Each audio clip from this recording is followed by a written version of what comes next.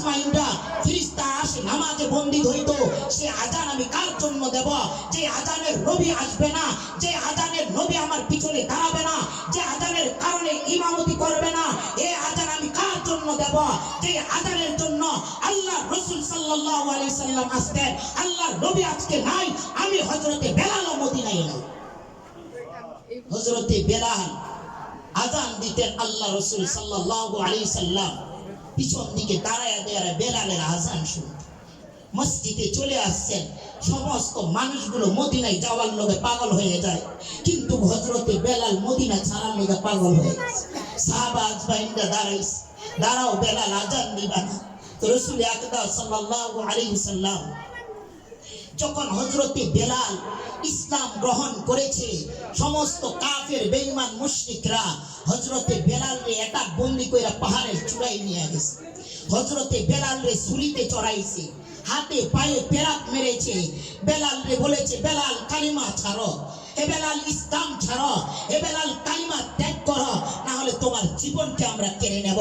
বেলাল এক আওয়াজে বলেছে, ঈমান ছাড়তে পারবো না, জীবন দিতে রাজি, জীবন কুরবান করতে রাজি, কিন্তু ইসলাম ছাড়তে রাজি না, আল্লাহর কালিমা ছাড়তে আমি রাজি না।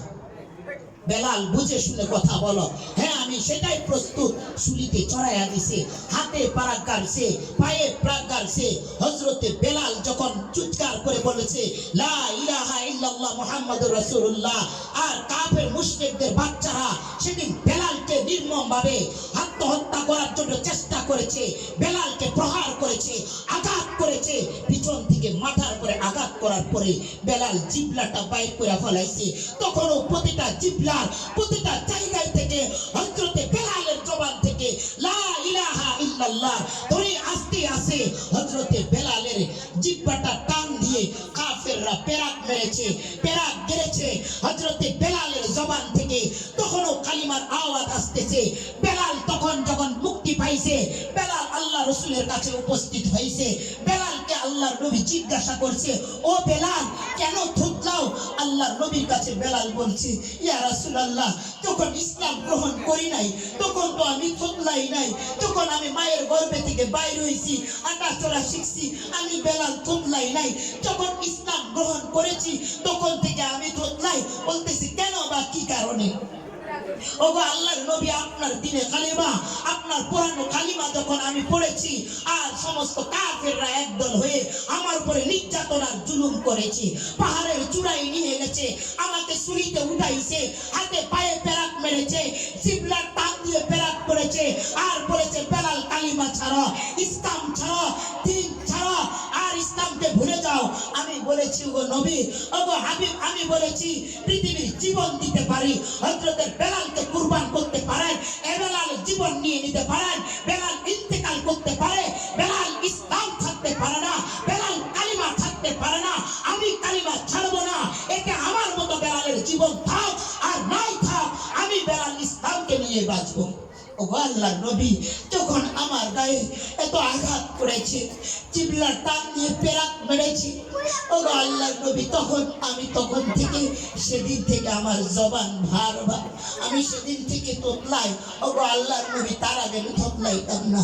ও মুসলমান, ও নবীর উম্মত, ও নবীর প্রেমের আশিকরা, ও আল্লাহর পাগল বান্দারা, বলেন তো ইসলামের জন্য কে কষ্ট করে নাই?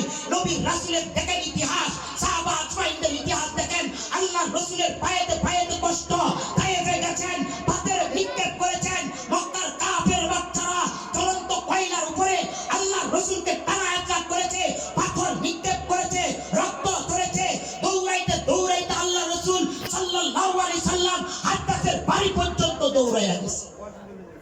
কতটা জিন্দেগি পয়রা দেখেন, রাসূলুল্লাহ সাল্লাল্লাহু আলাইহি সাল্লাম যখন আব্বাসের বাড়িতে গেছে, আব্বাস চিনে নাই, এটা আখেরি জামানার পয়গম্বর, আব্বাস চিনে নাই এটা শেষ নবীর পয়গম্বর।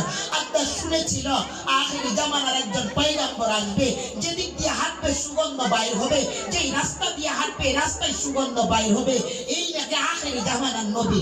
আব্বাসের বাড়ি থেকে, আব্বাসের বাগান থেকে আঙ্গুরগুলো ছিঁড়ে ছিঁড়ে রস বানায়া, রস চিপড়ায়া আল্লাহর নবীকে পান করাইছে। ওগো আল্লাহর নবী, ওগো আল্লাহর পয়গম্বর তখনও ছিলেন না, রক্তপান রক্তে রঞ্চিত হয়ে গেছে, জুতাগুলো পায়ের সাথে মিলিত হয়ে গেছে। আব্বাস যখন আঙ্গুরের রস খাওয়াইছে আর ইতিমধ্যে পা মোবারক থেকে রসুলের জুতাগুলো খুলতেছে, জুতার সাথে পায়ের সাথে জুতাগুলো মিলিত হয়ে গেছে। বলেছে, ইয়া রাসূলুল্লাহ, আপনারা কে রক্তাক্ত করেছে? আমাকে রক্তাক্ত করেছে কাফের দুষ্ট ছেলেরা, আমাকে রক্তাক্ত করেছে কাফের বেঈমানদের বাচ্চারা, আমাকে নবী বলে আখ্যায়িত করে না। বানোয়াট নবী বলেছে, তোকা নবী বলেছে, জাদুঘর বলেছে আমি আখেরি জামানার নবী, আমাকে বিশ্বাস করে না। তায়েবে পাড়া রেখেছি আর কাফের দুষ্ট ছেলেদেরকে লেলিয়ে দিয়েছে আমাকে পাথর নিক্ষেপ করার জন্য। আব্বাস পরিচয় পেয়েছি, ওগো আল্লাহর নবী, আপনি আখেরি জামানার নবী, আমার ঘরে আপনার তাশরীফ, আপনার ঘরে আমার মোবারক পা। ওগো আল্লাহর নবী, আপনাকে আমি চিনতে পারি নাই, ওগো আল্লাহর নবী, আপনাকে আমি বুঝতে পারি নাই। আমি শুনেছি আখেরি জামানার একজন নবী আসবে। ওগো আল্লাহর নবী, ওগো আল্লাহর হাবিব, আপনি আমার ঘরের মেহমান। ও মুসলমান জাতি, সে আব্বাসের বাড়িটা এখনো আছে, সে আব্বাসের বাড়ি নাই, সে আব্বাসের বাড়িটা এখন মসজিদে পরিণত হয়েছে। হাজিরা যায়া যায়া আব্বাসের বাড়িতে নামাজ পড়ে, আব্বাসের বাড়িতে সিরিয়াল ধরে দুরাকাত নামাজ পড়ার জন্য। সেই 1450 বছর আগে আল্লাহ রাসূল যে আঙ্গুরের বাগান থেকে রস খেয়েছে, আজও পর্যন্ত সেই বাগানের সেই আঙ্গুরের গাছগুলো জিন্দা আছে, কিয়ামত পর্যন্ত থাকবে। আর এই 1400 বছর থেকে ইসলামের উপর আঘাত এনেছে, আমরাও দেখেছি, আমরাও শুনেছি, তাকে ইসলাম কখনো হারাই নাই।